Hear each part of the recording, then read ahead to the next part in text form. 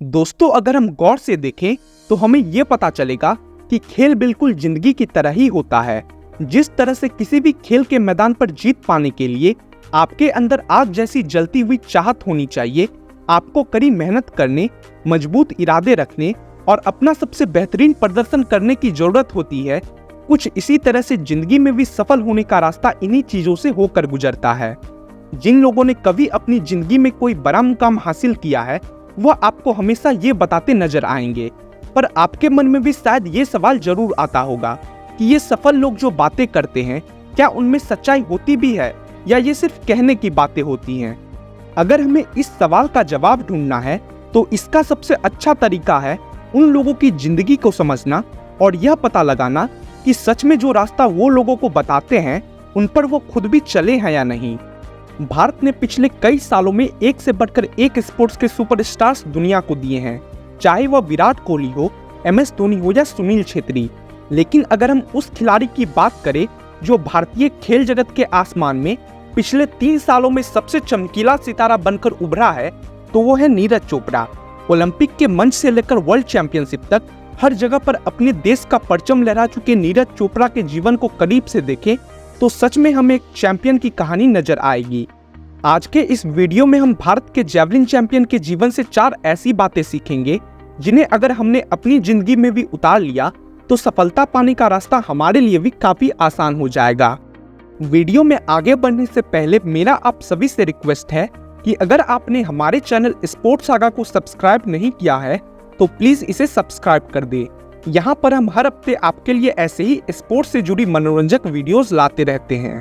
खुद पर विश्वास ही है आपका सबसे बड़ा हथियार। Asian Games, Commonwealth Games, junior championship, इन सभी में एक के बाद एक लगातार गोल्ड मेडल जीतकर नीरज चोपड़ा ने इस बात का सबूत तो पहले ही दे दिया था कि वह कोई आम खिलाड़ी नहीं है। इसलिए जब टोक्यो में ओलंपिक गेम्स की शुरुआत हुई तो हर भारतवासी को यह उम्मीद थी कि नीरज चोपड़ा की वजह से इस बार भारत का सालों से चले आ रहे एथलेटिक्स में मेडल का सूखा जरूर खत्म हो जाएगा। लेकिन सबको यह भी लग रहा था कि नीरज चोपड़ा कितना भी अच्छा प्रदर्शन क्यों न कर ले, पर वह सिल्वर मेडल से आगे नहीं बढ़ पाएंगे, क्योंकि जैवलिन में हमेशा से ही यूरोप के खिलाड़ियों का वर्चस्व रहा है। ओलंपिक में जैवलिन का गोल्ड मेडल हर बार यूरोप के खिलाड़ी ही जीतकर ले जाता है। नीरज चोपड़ा को भी यह बात अच्छे से मालूम थी कि उनका मुकाबला किन दिग्गज खिलाड़ियों से है और अगर उन्हें गोल्ड मेडल जीतना है तो इस बार उन्हें शानदार प्रदर्शन करना होगा। पर जिस तरह वह कहते हैं ना कि हमें दुश्मन से ज्यादा खुद की काबिलियत पर ध्यान देना चाहिए, नीरज चोपड़ा ने भी बिल्कुल वैसा ही किया।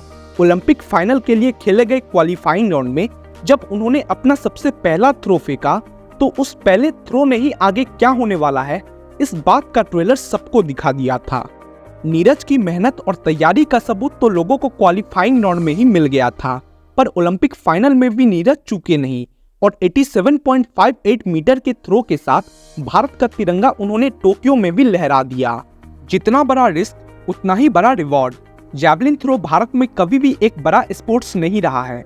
नीरज चोपड़ा से पहले शायद ही कोई भारत में किसी जैवलिन के खिलाड़ी का नाम जानता होगा। सरकार का भी ध्यान इस स्पोर्ट्स पर न होने के कारण जैवलिन थ्रो का कोई खास इंफ्रास्ट्रक्चर भारत में मौजूद नहीं है। बचपन में नीरज के साथी दोस्त जब रेसलिंग, रनिंग और बॉक्सिंग जैसे खेलों की तरफ जा रहे थे तब उन्होंने जैवलिन थ्रो में अपनी सारी मेहनत झोंकने का फैसला लिया। उस समय नीरज चोपड़ा के लिए ये बहुत बड़ा रिस्क था, क्योंकि एक तो इंफ्रास्ट्रक्चर और अच्छी ट्रेनिंग की कमी होने के कारण नीरज चोपड़ा का जैवलिन थ्रो में कुछ भी बड़ा हासिल करने की संभावना बहुत ही कम थी और वहीं दूसरी तरफ उनका कोई रोल मॉडल भी नहीं था जिसे देखकर वह अपने अंदर भी इस खेल में आगे बढ़ने का विश्वास जगा सके। पर इन सब मुश्किलों के बावजूद भी नीरज रुके नहीं और लगातार मेहनत के दम पर अपने रास्ते में हर बाधा को पार करते चले गए। नीरज ने बचपन में जो रिस्क लिया था, आज उसी का नतीजा है कि वह भारत को जैवलिन में एक पहचान दिला सके हैं और हर एक यंग भारतीय एथलीट के लिए एक रोल मॉडल भी बन चुके हैं। अपने बुरे दिन से प्रेरणा ले, नीरज चोपड़ा ने एक इंटरव्यू में कहा था, हम किसान हैं, परिवार में किसी के पास सरकारी नौकरी नहीं है और मेरा परिवार मुश्किल से मेरा भरण पोषण कर रहा है, लेकिन अब यह एक तरह की राहत है कि मैं अपनी ट्रेनिंग जारी रखने के अलावा अपने परिवार को आर्थिक रूप से समर्थन देने के भी काबिल हूँ। नीरज चोपड़ा ने कई कठिन दिन देखे हैं, उनके पड़ोस के बच्चे उन्हें मोटा होने के कारण तंग किया करते थे। उनके परिवार की आर्थिक स्थिति इतनी अच्छी नहीं थी कि वो नीरज को महंगे स्कूल या बड़े ट्रेनिंग सेंटर में एडमिशन दिला सके। इसके बावजूद उन्होंने बिना उम्मीद खोए या निराश हुए अपने लक्ष्य को हासिल करने और अपने देश और अपने माता पिता को गौरवान्वित महसूस करने के लिए मेहनत की। नीरज के लिए उनके मोटिवेशन का सबसे बड़ा स्रोत उनके बुरे दिन ही है। निराश होने पर वह अपने बुरे दिनों को याद करके ही प्रेरित होते हैं और उन्हें फिर कभी ना देखने के लिए मेहनत को जारी रखते हैं। आपकी भी जिंदगी में बुरे दिन आए होंगे, ऐसा होना बहुत आम बात है। हम सभी की जिंदगी में ऐसे पल आते हैं, पर इन बुरे दिनों में कुछ लोग अंदर से बिल्कुल टूट जाते हैं और वहीं कुछ लोग फौलाद की तरह मजबूत हो जाते हैं। कुछ लोग अपनी किस्मत को दोष देकर बैठ जाते हैं, वहीं कुछ लोग अपनी किस्मत को बदलने का इरादा ठान लेते हैं। नीरज भी उन्हीं कुछ लोगों में शामिल है जो सिर्फ अपनी किस्मत से लड़े नहीं बल्कि उसे बदल कर भी दिखा दिया। हर मुश्किल को पार करने वाला ही है असली चैंपियन। एथलेटिक्स का चाहे कोई भी खेल क्यों न हो, उसमें सबसे ज्यादा इस्तेमाल खिलाड़ी के शरीर का ही होता है। खिलाड़ी अपने शरीर को मजबूत बनाने के लिए एक से एक कठिन ट्रेनिंग करते हैं और ट्रेनिंग में चोट लगना बहुत ही आम बात है।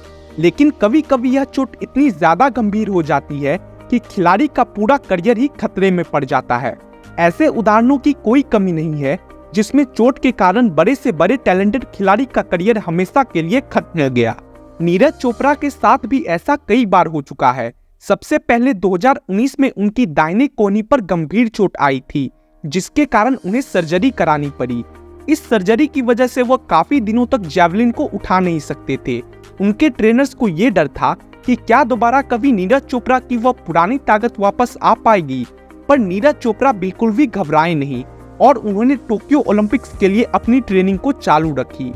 कोविड के कारण भी उन्हें काफी परेशानियां झेलनी पड़ी, पर कोविड भी उन्हें गोल्ड मेडल जीतने से रोक न सका।